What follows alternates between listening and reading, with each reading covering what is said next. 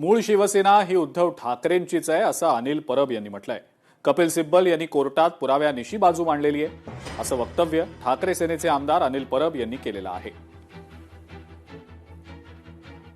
काल शिवसेना उद्धव बाळासाहेब ठाकरे यांच्या बाजूनेच लागेल, कारण त्यांची बाजू सत्तेची आहे.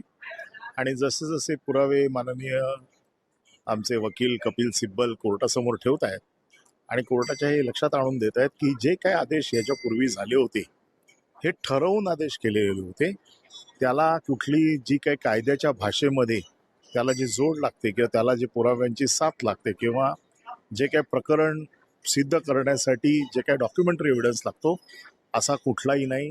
हे ठरवून केलेलं कटकारस्थान होतं. त्यामुळे मला पूर्ण खात्री आहे की निकाल शिवसेना उद्धव बाळासाहेब ठाकरे म्हणजे जी मूळ शिवसेना होती, जी उद्धव ठाकरेंची बाळासाहेबांची शिवसेना होती, ती शिवसेना म्हणून मानली जाईल. लोकशाही मराठी ऐका, पहा, जागरूक रहा.